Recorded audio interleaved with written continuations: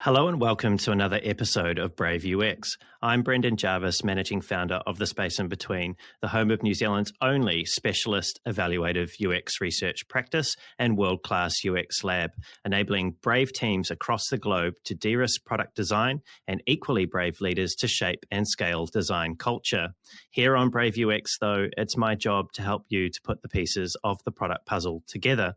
I do that by unpacking the stories, learnings, and expert advice of world-class UX design and product management professionals. My guest today is Jane Austin. In July, Jane joined Digitas UK as their Chief Experience Officer, where she's been charged with creating best-in-class connected experiences for the agency's clients, which include GSK, Samsung, British Telecom, and Honda.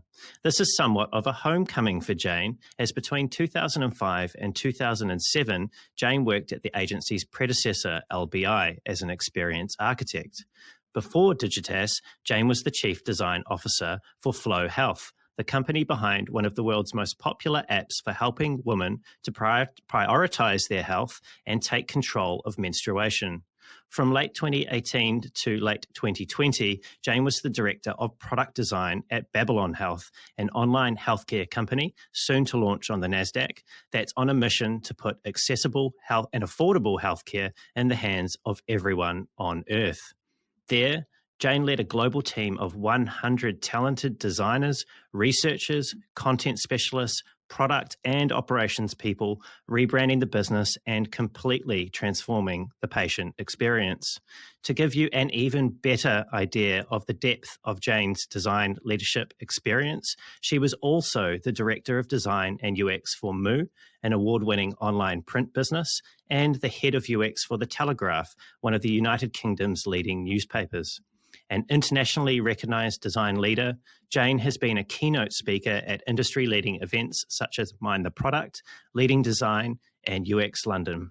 In her spare time, if she has any, Jane is an advisor to Founders Academy, a new type of business school that aims to harness technology to build a better world. Funny, insightful, and incredibly self-reflexive, it's my great pleasure to have Jane here with me on Brave UX today. Jane, welcome to the show. Hi there. Hi. Thanks for having me. It's great to have you, Jane. And just before we go on, you're from Glasgow in Scotland and I'm from New Zealand. So I just wanted to check that you understood more than just a few words of what I've just said. Absolutely. Yeah. Oh, good. That's good. We're off to a good start then. Jane, you bring, having had a look at your previous talks, a refreshingly honest amount of energy to how you talk about leadership and your career and the things that you've learned during that career, which has been a stellar career. Have you always been so forthcoming? Okay, so yeah, possibly. I think it's maybe just a very Scottish way of being, is sort of like no bullshit, and it doesn't really occur to me to do anything other than just sort of talk about things honestly. Yeah, I mean, it's such a refreshing thing, particularly being somebody who operates at, very senior levels of design and leadership. I had wondered, given the amount of politics that can be inherent in large organizations that are trying to do big things, has that ever worked against you? Possibly. I'm not sure that I would know, but I bet it has. And I think that's, as I get older, I think possibly being more aware of the politics. I think I'm a bit naive in many ways because I'm quite straightforward, and I didn't even realise there was sort of office politics until after I'd been working quite some time, and then I started realising that lots of people didn't like each other and there was gossip, and somehow it all passed me by. So I think now I'm trying to be sort of more nuanced, not really get involved in the gossip or anything like that, but just be aware of the patterns and eddies lurking below the surface. That's interesting. I suppose that is one of the benefits of experience, isn't it? As you start to be able to see patterns and know which eddies to avoid. Yes, exactly. But yeah, I'm sure had I been able to, play the game and operate it in a very political way, I might have been much more successful in previous jobs. And it's definitely something to reflect on. Now, speaking of jobs, you've just taken on a new job this time, as I mentioned in your introduction, at Digitas, which is an agency. Yeah. So you've gone from big tech product companies back to agency. And that seems like quite a different design leadership challenge, at least to me. What's your vision behind this move Yeah. back to agency and this new leadership setting? What are you really setting out to achieve? Well, being client side, it was great. It was brilliant working on products, but often product and marketing were completely separate. Sometimes even like kind of at each other's throats, I observed, talking of office politics, not sharing data. Product would decide to build something, but marketing would want to build something else. And it just seemed absolutely crazy. Being in different organisations and sort of doing some consulting for organisations or talking to friends who were client side or attending conferences, there was a bit of a theme, which is that the CMO and the CPO were not really acting in a united way. They weren't not that they weren't sharing data was just siloed. Work was siloed. Often that there wouldn't be an input from marketing and what to build, or product wouldn't be having an impact on marketing. And it just felt like very separate worlds. And often a lot of organisations have real problems with data as well. Data again is silos. They don't have a single view of the customer. They're really struggling. And this is the reason I joined Digitas, is that it's wanting to try and connect all of these pieces, which are often really fragmented, particularly in legacy organisations. So, you think about your experience with any brand, you don't think, oh, that's the marketing director talking to me. I know there's a CRM people talking to me. You just think it is the brand.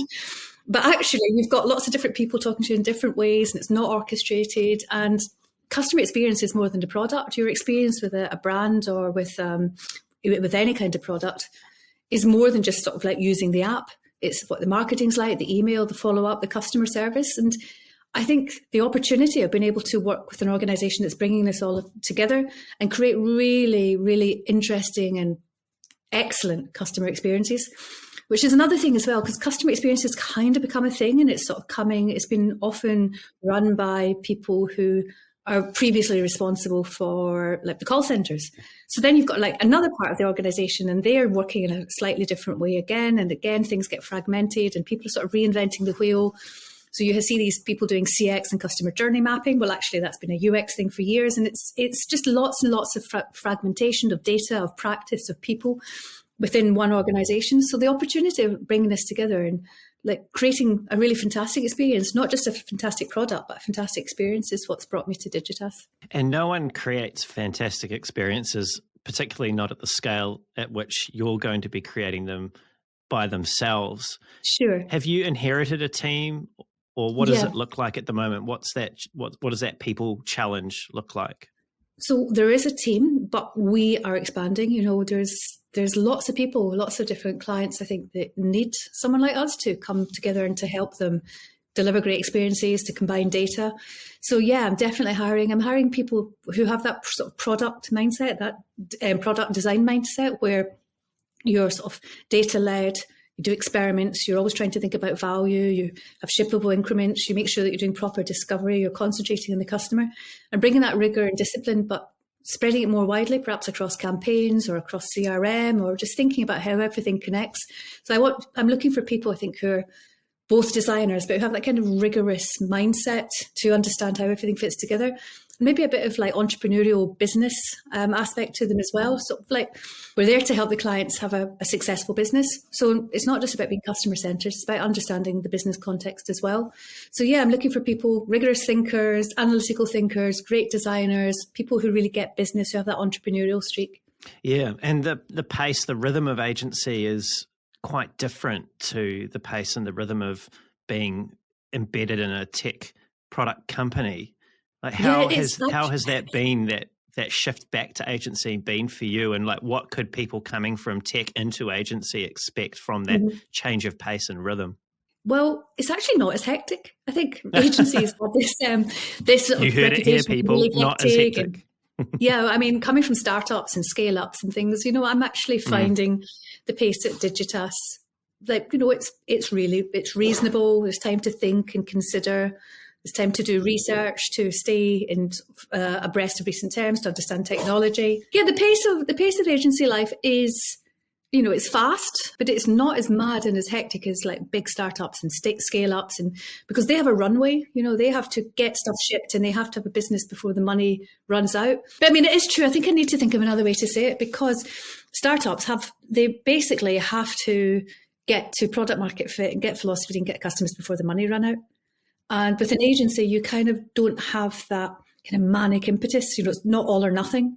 But there's different pressures, right? Because if you don't keep the clients happy or the client's businesses change, you can lose the account. And so there is still that that healthy level of, well, hopefully healthy level of anxiety that sits over people. Yes, it's true. But then I think the other thing that we want to do, or I want to do, is not really have do projects, but instead be a partner for clients. Clients, I think there's a staff shortage. Everyone knows there's a shortage of skilled people. Some clients don't need like a full product team. Some of them don't need a full product team for the entire year. They might just need people to do discovery or to shape a new proposition.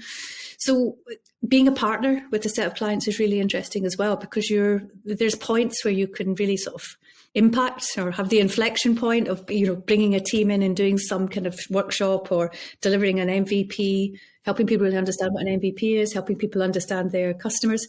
So having a long-term relationship with clients rather than just coming in and doing building a microsite and leaving, that's not really what Digitas is about. It's about having long-term relationships where you can help clients be customer-centered and be more connected. So I like that as well. I like the fact it's not really advertising. No, there's nothing wrong with advertising. I think the way I like to work is not just do something and then hand it over, but building these relationships and helping people focus on the customer. It's what I really love about it. Yeah, and you've obviously been quite successful building relationships in your career. As far as I could tell, looking through LinkedIn is one of the things I like to do before these conversations, is that you've been in the most senior, if not very close to the most senior design leadership role in the companies that you've worked for since about 2013, so for about 8 years. When you first took on your very first senior leadership position in design, cast your mind back, what did you think being a design leader was all about? And given where you are now, how has that changed for you over the past 8 years? Well, I don't know if I had kind of role models as much. The first thing I happened is I was sort of promoted to people who'd previously been peers, and that was a bit of a disaster because I just didn't know how to act, and I apologised for being promoted.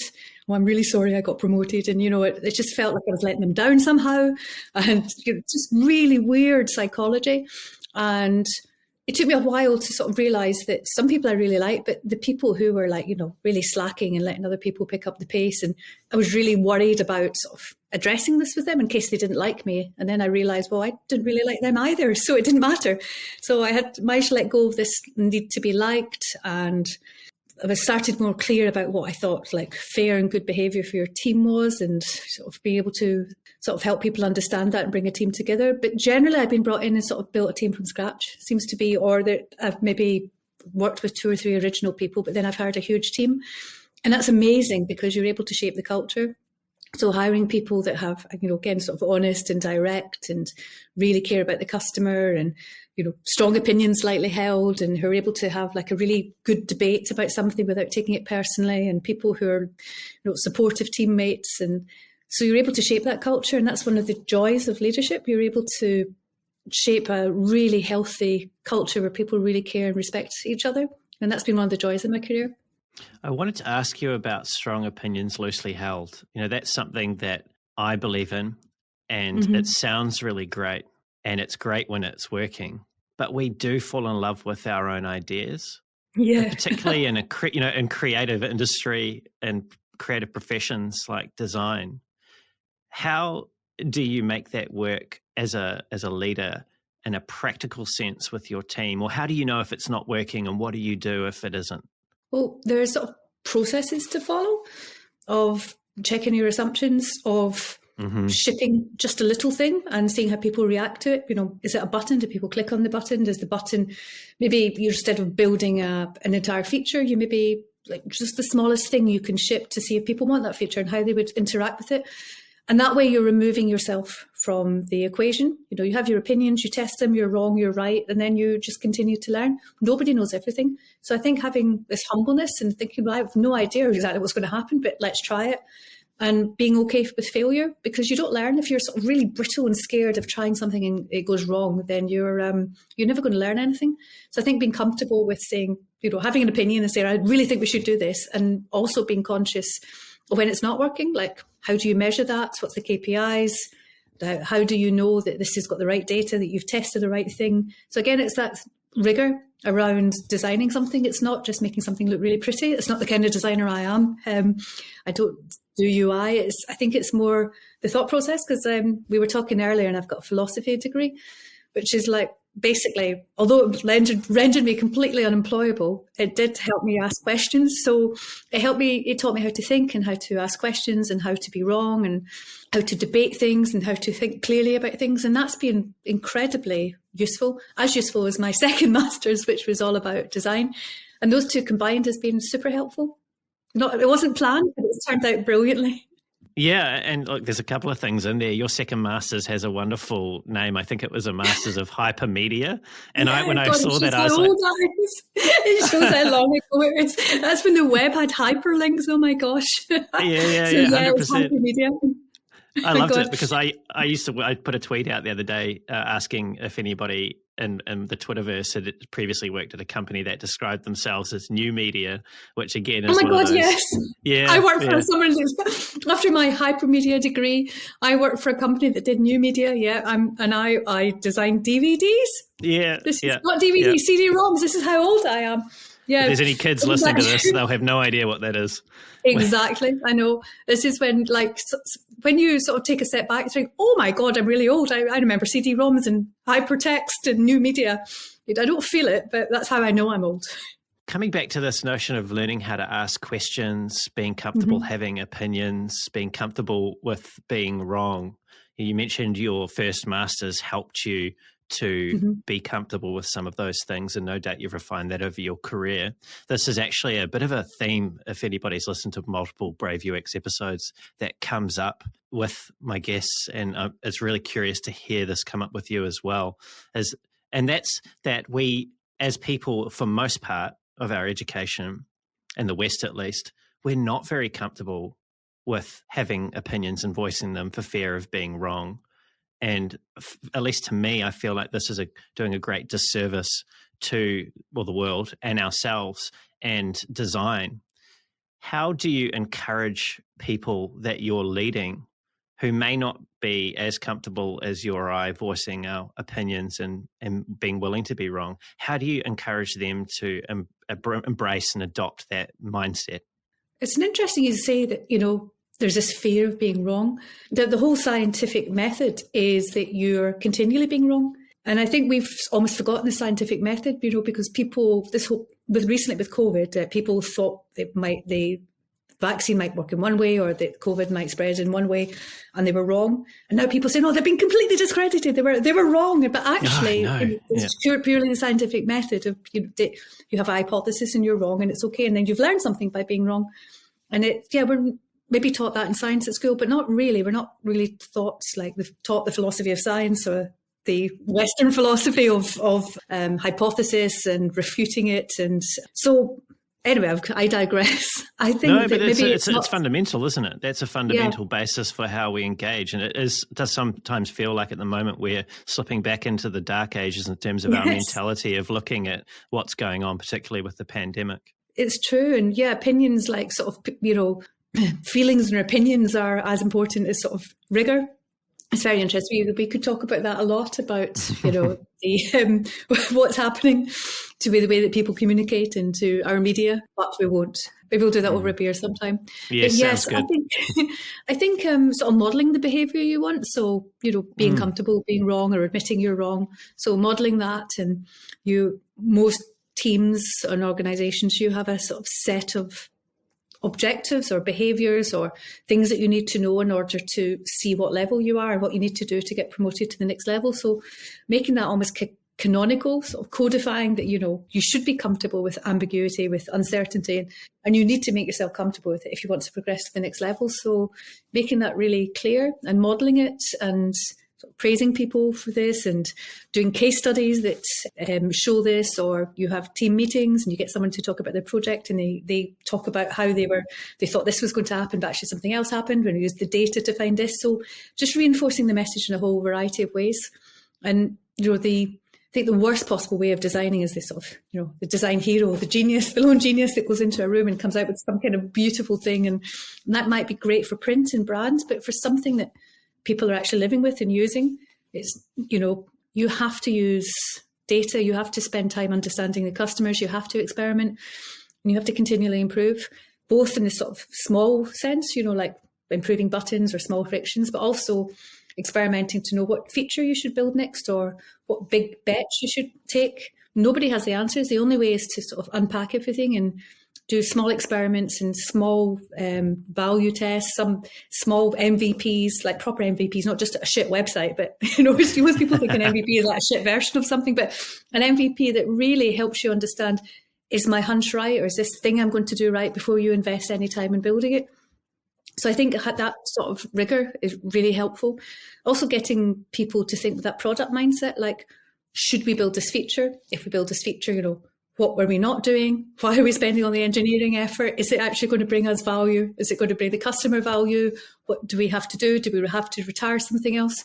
So being able to think really holistically around every sort of step of the design process and become a real partner to product and to technology, that between those three disciplines, you're able to understand what's the least we can do for the maximum effort. And always thinking like that. I think trying to encourage this way of thinking is how you get people to be comfortable with ambiguity. I want to come back to what you said at the very beginning, and I'm in danger of stereotyping here. But I'll do it anyway, because I think this is something that's worthwhile discussing. And that is that being vulnerable enough to demonstrate to your team, your direct reports, particularly at the level that you've operated where you've had 100 people effectively in your reporting line, that you're willing to be wrong. That strikes me as a very brave thing to do, but it also strikes me as not necessarily embodying the dominant masculine business culture that we operate with in tech, which is 80% male and 80% white male, to be fair. Being vulnerable as a male is not usually a character trait that is embraced by many male leaders. Now, you're obviously a female, and yes, not just a female, but you're a woman who has achieved executive level design roles. So that makes you a very rare leader in the field, and that's objectively speaking. And you've managed to do that exhibiting leadership traits that are possibly not the norm. Has the ascent... I was going to say, I probably would have got on better and probably achieved more for my own career. And if I'd been kind of a bit more like, maybe not decisive is the word, but, more kind of like forceful and direct and this kind of alpha male type thing. But then I don't think the product would have been as good. I don't think, so I think I'm still learning how to balance the, making sure that I'm presenting myself in a way that is as effective as it can be in these male dominated places, and also creates a great team culture and also creates a great product. And that balancing act has been very difficult. I can't say that I've got it right. It's definitely the reason I wanted to join Digitas. It's got a female CEO, first female CEO I've worked with. She's fantastic. And just a very different kind of culture, a different way of being. And the chief creative officer is a woman. And that's the other reason I joined Digitas, apart from the opportunity of sort of thinking more broadly than product, thinking about the full experience, but also the opportunity of working beside these two very, very senior women and learning from them. And also not having to have this, kind of alpha male thing, not having to lean into that too much, but be a bit more true to myself. Yeah, so that alpha male thing, is this a real consideration, or has this been for you? I know you can't speak for other people, but as you've been sort of coming up through the ranks, if you like, and getting to where you've managed to get to, has this been something that you've been mindful of and you've had to navigate?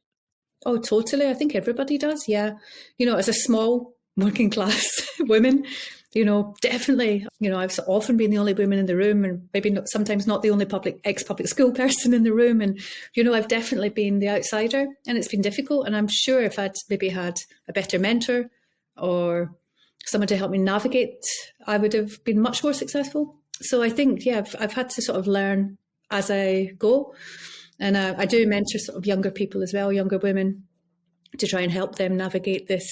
So maybe, I think I definitely, had I been more sort of speaking the business talk, coming with a bit more of a sort of alpha male attitude, I'm sure I would have been much more successful, but maybe I wouldn't have been true to myself, and I wouldn't have had enjoyed working with the people that I enjoyed that much. So it's definitely a balancing act. My wife, she's a ophthalmology registrar, so she's got one more year of training until she is should be almost a consultant at that point. As you can imagine, medicine's very male dominated as well, but most of the trouble that Rebecca's had with her professional journey has actually come from other women, which is ironic. Yes, but you know what? This is. Oh, sorry, I keep accidentally speaking over you because there's a slight lag. But I don't know if this is something that we should touch on. But sometimes the other women, who've kind of gone before have had to be, that kind of almost verging on aggressive, taking the sort of real alpha male traits, and they've maybe they're even more hyper male than the men because they've had to do that to succeed. So then it becomes,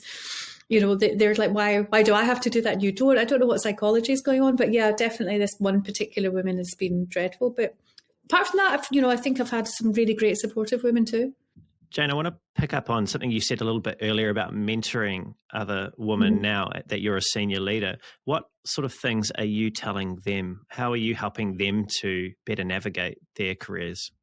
Lots and lots of it is about office politics and about how they present themselves and how they talk and how they deal with imposter syndrome, how they deal with their nerves, how they deal with disagreements or people trying to steamroller them. And it's really interesting. When I was more junior and I mentored people more junior than me, a lot of it was like, here's the technique you should use, or here's this particular tool you should use. But now it's all about navigating and trying to protect people in your team, or trying to make a project happen, or trying to make sure that processes are followed, and really helping people find their voice and, not get sort of talked over or not feel that they're inadequate. As I said, imposter syndrome is a real thing for so many people. And I think things are getting better now, so much better. So obviously I'm older, as we talked about, but when I started, when I was younger, there was some older women, I think a couple in particular, I think who'd had to become almost a sort of cartoonish version of a, tough badass, so they could get on. And I've not really seen people having to behave like that now. I do think things are getting better. I think people are more conscious of privilege and giving people space to speak and not looking like a jerk, So I do think. So were they embodying Maggie Thatcher or something? Is that what sort of comes to mind for you? Yes. Yeah. Yeah, it's a bit of that. Yeah. Whereas now I think people are, there's lots of different ways of being, and people are more comfortable with different ways of being, and people are, I think, given the space to be themselves in a way that, hadn't certainly, when I was much younger and I was witnessing these older people and how they behaved. But yeah, it's still not easy. It's definitely still not easy. I think you have to develop a bit of a thick skin. And then you also, as a designer, you have to learn to speak business. Business is a language. That was something I did not know how to speak. Like, what the hell's a KPI? What does it mean? Like, what's the revenue? And I observed as well, sometimes marketing was able to dominate the conversation about customers because the marketing people had numbers. So they were able to say, right, we did this and it's resulted in this 2% uplift. But then perhaps the product, the brand people were saying, we changed this, but they weren't able to measure it, or they weren't able to, it was a bit more fluffy. And so the marketing were able to drive the conversation a lot more because they were talking about money and revenue and business and numbers, which had this really hard, sort of factual, quite recognizable impact in a way that some other, design perhaps doesn't.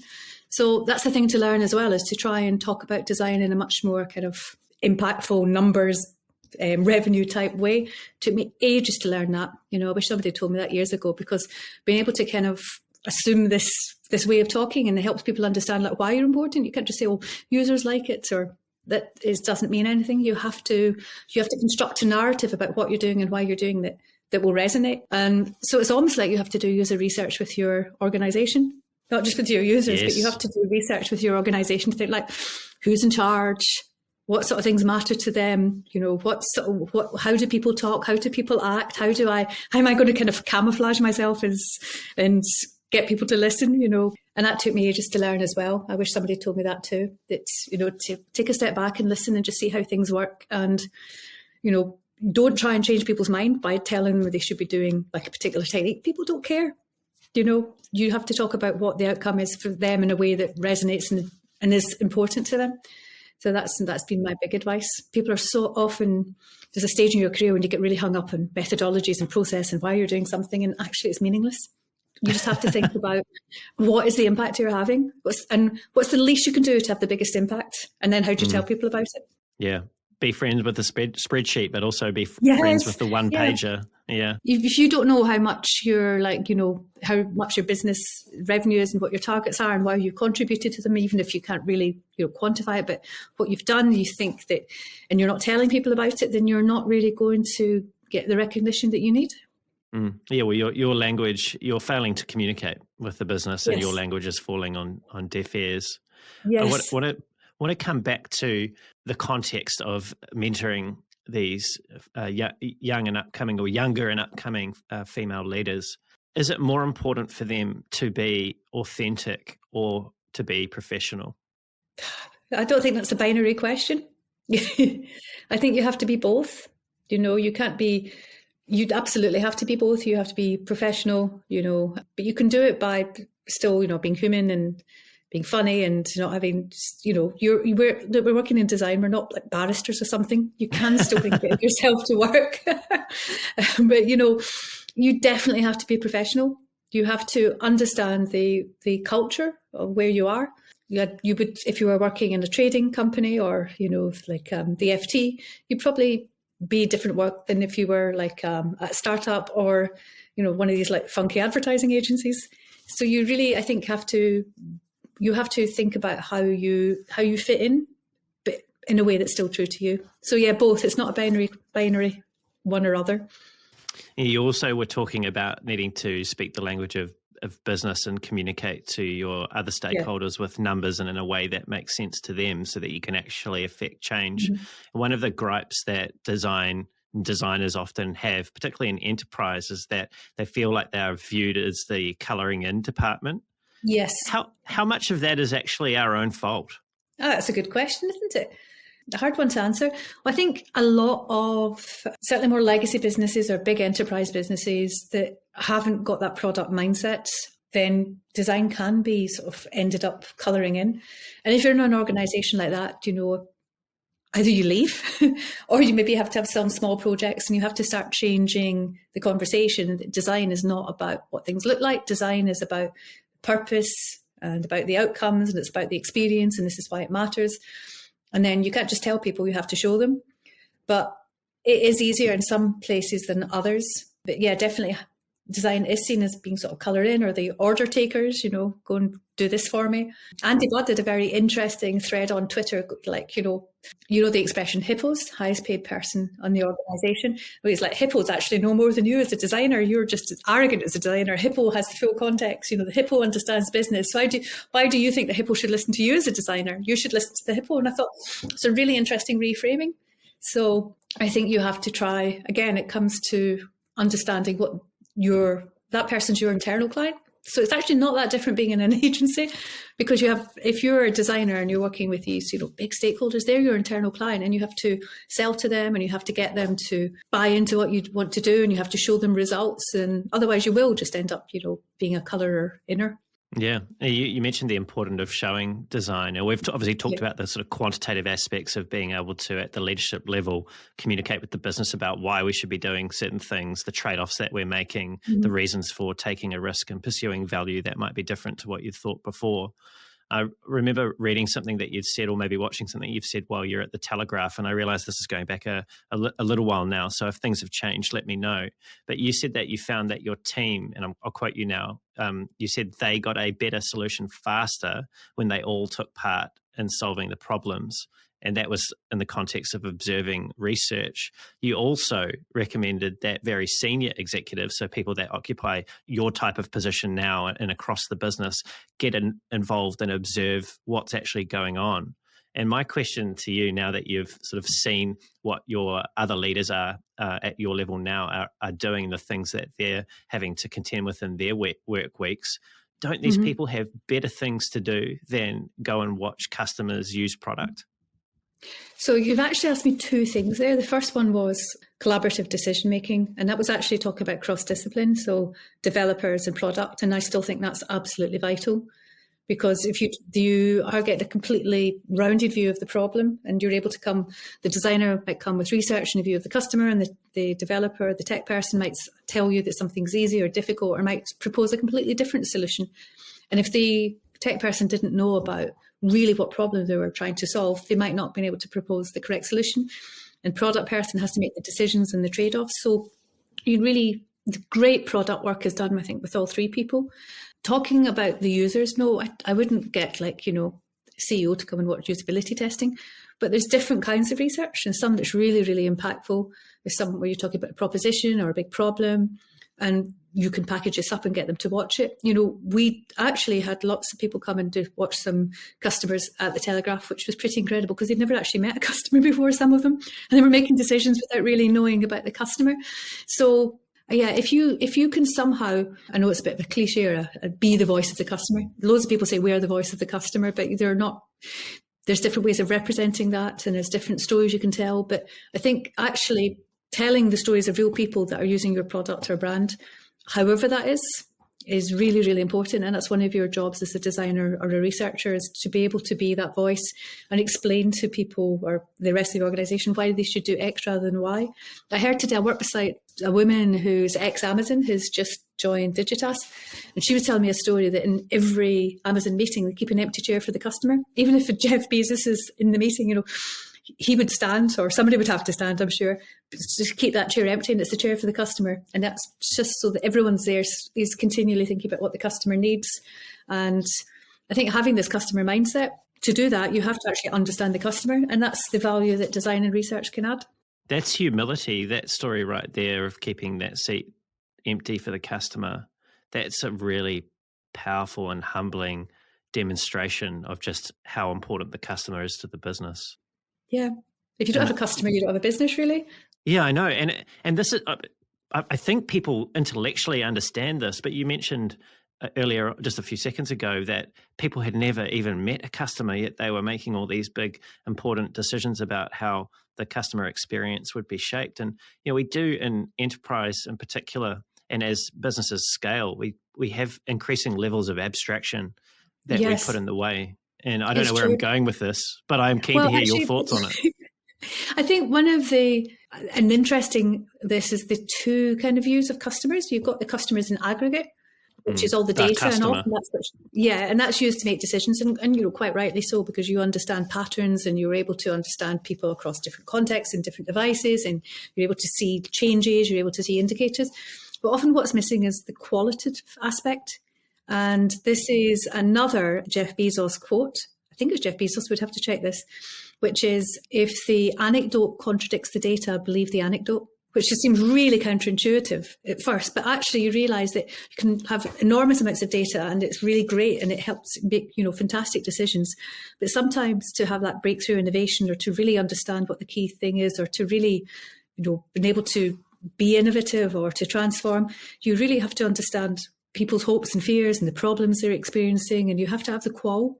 And I think it's very difficult to innovate from data, because data is lagging. It's stuff that's already happened. But if you have qual, if you talk to people, you're able to sort of predict the future. You're able to say, oh, well, people have this problems, and we fix this problem in this particular kind of way. Then, here's something new that's good. And that's how innovation happens. So I think it's great that you have data, but you need qual, and you can't have qual without data. And a lot of places, I think, are missing that kind of qual and that innovation. And often they'll just see user researchers doing a bit of usability testing at the end of the project, which is like meaningless, really. That's, you could use data for that, is meaningless. You need qual and proper research right at the start, when you're trying to understand what problem you should solve and who you're solving it for, and what problems they have and what they really need, not what they're telling you, but actually, trying to understand their lives to the point where you know that there's a solution there that you've maybe not thought of before. And that's where you should put your effort and your money into researching, is these, trying to really understand people's lives and how your business can connect with them, rather than like doing a usability test. Anyone can do a usability test, really. And we're not saying that usability testing isn't important, but we are saying that there are better ways of de-risking. Well, this is at least what I'm hearing. There's better ways of de-risking. Yeah. Yes. And I think that a lot of early and often and small. And I think rather than waiting and you do your research and it's a usability test at the end, which is great, it's really important. but it's not going to transform your business.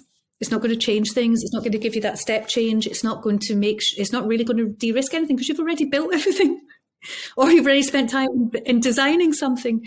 If you want to de-risk, I think it's understanding, these trends and your customer, what they need in their lives, and then understanding what you should do for them, and then experimenting to see if you're doing the right thing and if it's actually worth doing. And it's lots of points of talking to the customer rather than starting with assumptions, building something and then doing one round of user research at the end. It's not de-risking. And in fact, for that kind of user research, you could, that's where you could do testing at scale, optimization. You can use data to see where the funnel's broken, what problems people are having.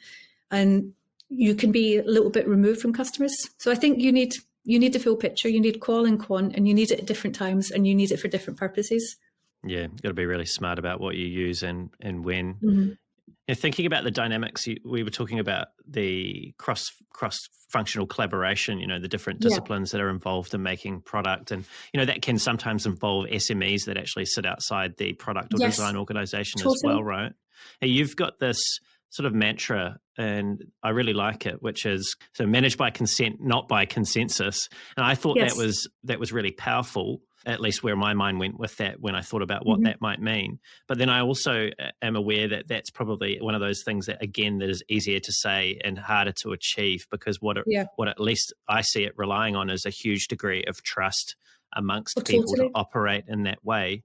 How have you shaped your design orgs to have that trust in each other and from the rest of the business to work with consent and not consensus? I think it depends on the organisation, but ideally you would have teams that own a bit of the product. So you have, the big product vision and you understand where the product's going, but you have teams that own that bit of the product. And consent, not consensus, usually that's about the product manager.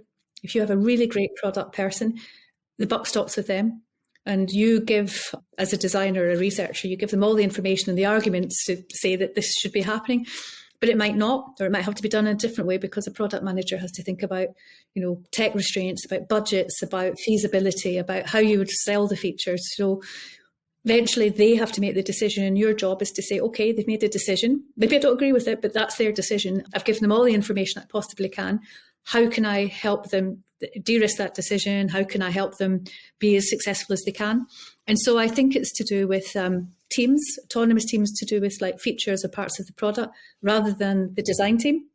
Because the design team is kind of like home base, but really for a designer to be effective, they have to be working in a collaborative way on a particular problem. And it's not like we're a sort of centralized design team that, somebody comes to us and said, oh, I need 2 wireframes this week, and you go, off you go. That's not really how you get the great work. It's by having people that really understand the customer and understand the problem. And even if it's just for a short period of time, but they're able to take in the data, the qual, the quant, they understand the tech feasibility, and they're able to collaborate. And then you need a really strong decision maker who decides what they're going to do next. Yeah, and with that decision maker calling the shots as to what happens next, it sometimes means that the thing that you've poured your heart and soul into and the research that you've carried out or the design that you've created may not go ahead, right? So there's this risk inherent in the way in which we work, and this is probably in all professions, but particularly in design, that we overinvest in what we do and we get our feelings hurt when it doesn't see the light of day. Now, I'm going to quote you now. You've said, to be a good designer, you need stamina and you need to be comfortable with failure and ambiguity. So when you are hiring for your design organization, you're sitting, say like I'm sitting across the table from you and I've applied for a job to work for you, Jane. How do you work out as the design leader, the hiring manager, whether or not I'm someone who embodies that stamina and that comfort with failure and ambiguity? There's a technique called behavioural interviewing, which I've been trying to train myself in and read lots of books and talk to people who do it really well. And you ask people to tell you stories about that help you uncover, do they have stamina? So you don't say to someone, do you have stamina? You might say, tell me about a time that it was really difficult to get something shipped. What did you do? How did you feel? Tell me about a time that, you might have like done a presentation and then it got cancelled at the last minute. Tell me about a time. So you try to think about some examples that would would be the opposite, the things that might cause you to need stamina. And then you ask people to tell you stories about it. And then you see how they reacted, like what their thought process, what did they do? What would they do differently next time to see if there's a growth mindset? So it's interviewing people is the same as user research. It's getting people to tell stories and really listen and unpack what they're saying, and to ask really good questions to try and dig more deeply into it. Yeah. But I also think I like that. As a designer, you shouldn't be designing too much before. You might do a prototype revision, something, but then it's a prototype revision, and that's okay if it doesn't happen. But if you're really spending your time designing stuff that might get shipped, you shouldn't. You should be doing the least amount of work until something is actually going to be shipped. And that's up to you, and understanding how the product's going, understanding what the roadmap is. Like, what is the least you can do to know that you're right? And then you do the next little thing. So it's like increments. So spending 3 weeks designing something end to end is just an absolute waste of time. You might have done in the past, and you kind of throw it over the wall to some developers and they didn't know what they were doing. But actually the way for things to get to, again, it's about innovate, to have efficiency, to de-risk, is for things to do the smallest thing possible and everyone to understand what's happening, and then get some data. Oh yes, that's what I expected or not. And then the next smallest thing. The smallest thing might be a button, or it might be a whole feature in an app. It depends. But you definitely shouldn't be doing huge amounts of stuff before it can be shipped, unless it's for a purpose like vision or an experiment or some kind of design spike. But then why you're doing it, and it's okay if it doesn't happen. Yeah, that's really key. I think that's a really key bit of advice there, is what's the least you can do to know whether or not you're right, not overinvest in the work and not get caught up too emotionally in what you're doing. That said, in enterprise, particularly enterprise at scale, there's often the constraints that are external to the immediate team that you're working in. We're talking about policies here and other things that may affect design, which can frustrate designers and mean that things don't happen necessarily as quickly as they'd like or in the way that they would like. How do you encourage resilience in your team to deal with the ups and downs of just dealing with an imperfect world? Oh, I think, that's a really interesting question, because the world is imperfect. Although, God, who was the philosopher said this is the best possible world? And who was it? I'll have to Google that later. The best of all possible worlds. So it could be a lot worse. So I think maybe it's just about being a bit more grown up. The world is not very perfect, and things don't happen, and it's great to be passionate about your job, but it really is just a job. It's not like you're trying to save lives. It's you're shipping a feature to make somebody a lot more money. And maybe you're passionate about it because you can see loads of users are having an absolute nightmare and you want to make their life better, and that can be frustrating. But just because you think something, it's okay. I think it's okay just to say, well, that didn't work out, or it's a fine line to tread, because you have to really, I think, care enough to want to do a good job, but also not care enough that it's take it deeply personally. And, maybe that's the thing, you should get beaten out of you at the start of your career. You'd lots of design grits and everybody telling you it's wrong. And then there's you and there's the work, and knowing being able to divorce yourself from that, I think, is a sign of maturity as a designer. Yes. Yeah, we've obviously been talking about the sort of designer in the trenches now, and let's zoom out and talk about design leadership. I listened to your talk, The 3 Stages of Leadership, which is a fantastic talk. I really got a lot of value from it. It's something that you said in there that I thought was particularly insightful that I really had to ask you about today, was that you said that director level experience, at director level and above, you need to find out where the actual power lies in the organization. I'm paraphrasing, but that's pretty much what you said. And I thought that was really, really interesting. Why is that so important for design leaders to do? So I think, as I said earlier, it's understanding the culture and how decisions are made. When you go into a new job, one of the things I always try and find out is how are decisions made? Is it always somebody has to have a final say, or do you go round and quietly talk to people and then you all get in a room and agree, or do you go into a room and you all have an argument, or is it the loudest voices, or actually you've always got to do what the CTO says because, and then you find these things out. And then if you're your job is to try and provide top cover for the team and make things happen and get budget and make, try and if maybe there's an old fashioned waterfall way of working, get buy-in to try something different and get people excited about it. So in order to do that, you have to know who is going to be for it and against it, and you have to understand like what their fear might be and who actually owns the budget, who you have to go and convince and why, and who might be on your side and why not, and how you talk to people. So yeah, it's a bit of Game of Thronesy, I think. Yeah, it sounds like it. If you just go blundering in and go, right, everybody, we have to get into triads, and then we're going to do this user research, and because I say so, it's never going to happen. We've just been speaking about power in the context of understanding where the power sits in the wider organisation. I want to bring this down to you now, because I also heard you describe your relationship with your own power, and it was quite a powerful moment in the talk. I see what you did there. You said that you, and again I'm paraphrasing, you didn't realise your own power, and that you used to sit in meetings at Moo at the time, where the C-suite was present, and not say very much. Yes, and actually, it was a job before Moo, but yeah, this is what I mean about finding your voice and having something to say and saying it in a way that's actually relevant and resonates with people. Yeah, I had no idea how to operate this. Yeah, it's a couple of jobs before Moo, and yeah, I got promoted, and I didn't have a mentor. I didn't have anyone explaining. Suddenly, I was like flung in this room. I was the only designer, the only women, and they're all talking about these 3-letter acronyms and about money, and I didn't have any data, and I was the whole thing. I was completely out of my depth, and yeah, and I just realised that that's kind of, you as a designer, you should be training yourself in that bit as well. I know there's design MBAs and MBAs about product, and I think it's become a wider problem. I must have been like an early adopter of the problem.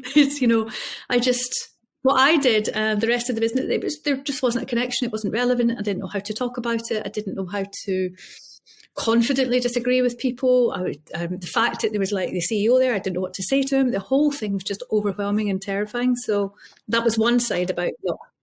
Yeah, I imagine a lot of people listening to this either do or have done and felt similar to what you did.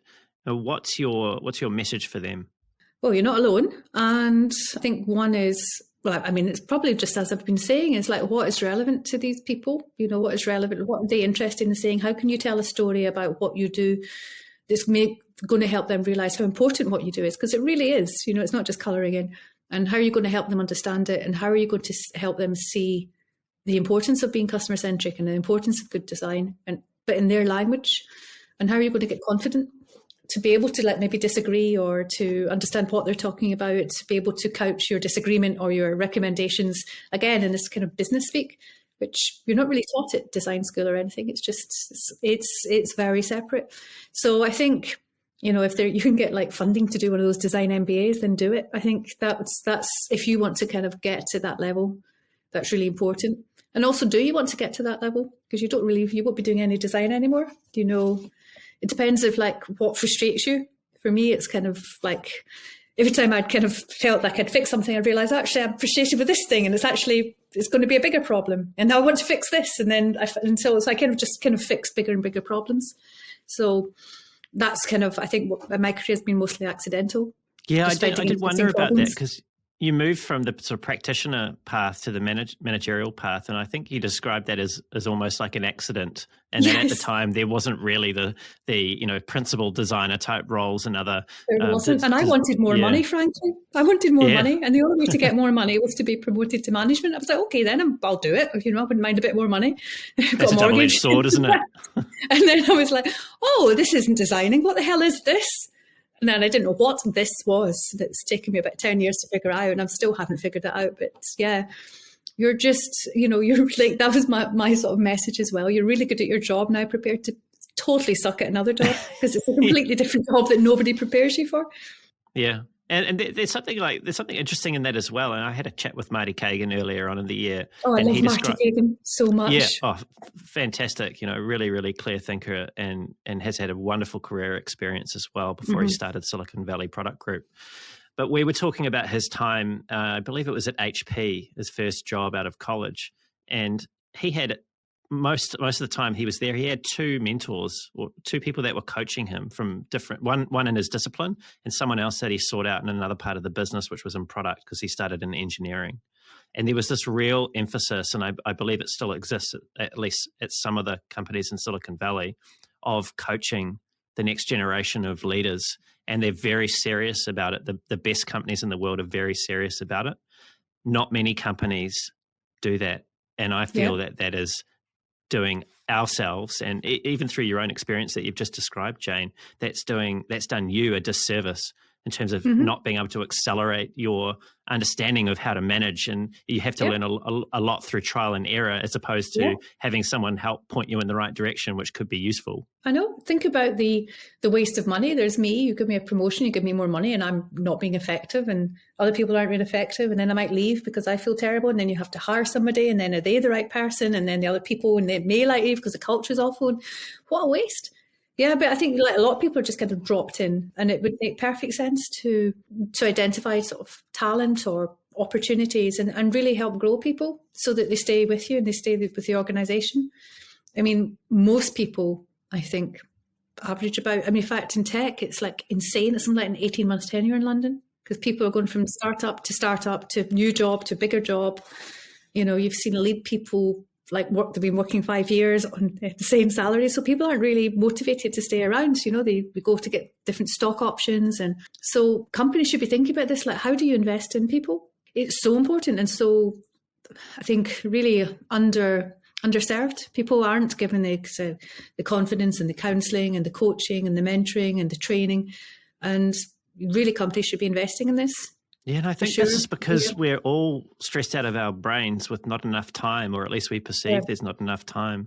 And I think that's worrying for people in general as life goes on and where we're taking this economy. But also, it's like you're saying, it's quite damaging to the culture of an organisation if people are changing every 18 months and moving on to the next.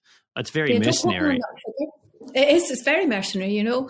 Don't quote me on that figure. I can't remember who said to me, but I remember being astonished, because I thought, well, 2 years is kind of okay, you know, but 18 months just seemed insane. I don't know where I need to check that data, but you should give people a reason to stay, which is that you not just paying them more, but that you're investing them, that they're learning, and that they're feeling that they're growing in the job, and that it's not just about coming to, doing the work, but you're also understanding what it is that you're going to do next, and being prepared for that, and feeling that you're growing as a person, maybe, becoming more comfortable with ambiguity or whatever it is I think it's really important that companies invest, and they really don't. And it's interesting because we've seen the rise of the chief people officer, but I haven't really seen the sort of like a reflected rise in kind of mentoring or growing people.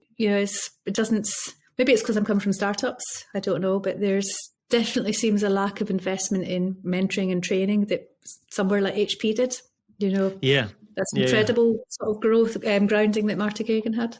And there's something else that's going on related to this labour market that we're in at the moment, and I believe it's global, and I think COVID's had a lot to do with this going remote. So there's companies in New Zealand like Xero, who are one of our product success stories, who are now quite happy to hire people all around the world on a remote basis. And I know this has been happening as well in companies outside of New Zealand, where New Zealand talent is now sitting at home in their bedrooms working for overseas companies for much bigger wages than they can secure here. And the sad story in all of this, and there's possibly a couple of threads here, but one I wanted to ask you about, which is related to coaching and developing the next generation, is there's a huge amount of gusto to hire mid-career and senior design talent. And yet the barrier to entry for junior design talent to actually get into the industry that is supposedly booming, at least to me, seems to have never been higher, reading some of these job ads of what people's expectations are. Yeah, what's going on there? But it's not just design. I'm a huge Reddit fan. And there's a subreddit called Recruiting Hell, where people share all these insane requirements for entry-level positions, like 5 years experience for being an internship. Like, what is going on? I don't know. Is there people scared of risk? But it seems to be like junior roles across the board.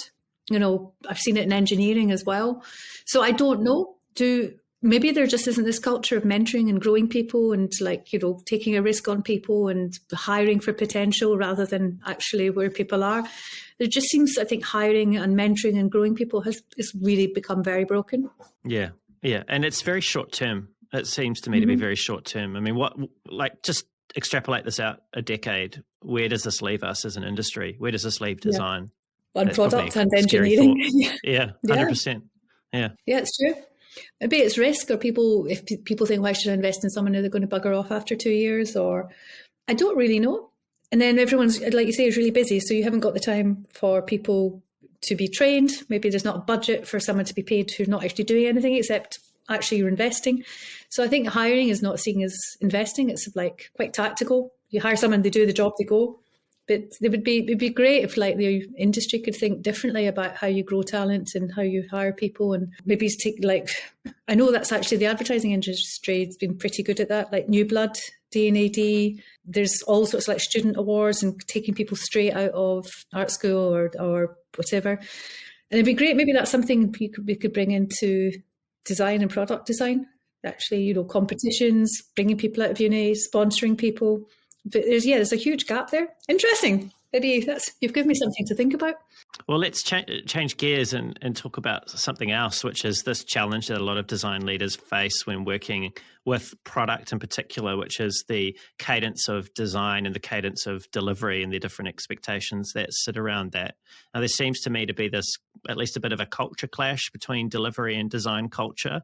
And they're usually managed in two separate parts of the organization as well, which may have something to do with it. We can hear your experience of this. How have you balanced that tension between we've got to ship something and we've got to make sure that what we're shipping is actually adding value?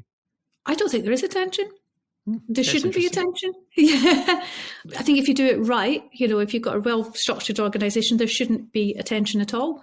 You should be maybe shipping 5 experiments, and then you then increment on the one that's won, or that you've done. You've got like a roadmap, and you've kind of like it's a bit fuzzy in the way out, and then you're incrementing towards product vision, and you're doing that with tech, and you've got a team that's all working together. When it works well, and Marty Kagan talks about this so brilliantly, but when it works well, it's like a machine. Big experiment, little experiments. This roadmap. You've got. My old boss, Chad, used to talk about operating in 3 horizons. You've got like the near horizon. So they're like, things are pretty solid, or what you're going to ship, you're just incrementing towards it. Things are a bit, maybe mid horizon, it's a bit fuzzy. You might be doing some research while the rest of the team are shipping. And then you've got big bets, and you're kind of working across 3 horizons. And this is why great product, great tech, and great designers are so impactful, because if you get that sort of cadence right, and you get that kind of combination of delivery and discovery right, you're like, it's an absolute rocket ship. But people really struggle now. It does fall apart. If you're kind of chucking, I don't know, Figma files over the wall to developers, then yes, I can see that being really problematic. But you ideally wouldn't be working like that. You'd be working in these teams. And it's going to be, but that's me coming from a kind of like, sort of digital transformation and sort of startup kind of background, where this is the way of working. I think it's going to be an interesting challenge taking this into clients. And that's one of the reasons, again, why I want to be at Digitas, because I've seen the power of working like this. And I want to go and tell people, like, you don't have to be doing sucking stuff over the wall to everyone. And things are just grinding slowly to a halt, because tech aren't quite sure like what they should ship first from this like file. And then, I've seen organizations grind to a halt like this. And in fact, the Telegraph, when we started, things had sort of ground to a halt.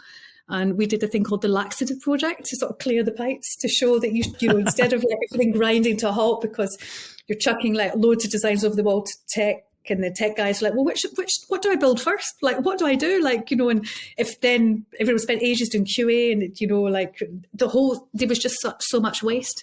But this way of working, which is like really efficient, reduces waste, reduces risk, makes people really empowered. You work at speed. So showing the power of this to different organisations, maybe legacy organisations, is definitely got to be excited, because it's an amazing way to work. Jane, this has been such a great conversation. You're such an inspiring female leader, and I really want to give you this space right now to share a message with other female design leaders or females that are aspiring to be design leaders. What's your greatest hope for them? What do you really wish they would know or achieve? What's the thing that you want them to go forward and do? Maybe not just female leaders. I think anyone who's not of the sort of model, the archetype of, this sort of thrusting businessman, but people who want to find their own way to be, to be leaders, whether you're like gay, straight, maybe shy, neurodiverse women or whatever. But yeah, there's diversity is power. The world is diverse. We've like often the way that products are built or decisions are made is come from a very sort of like monocultural view.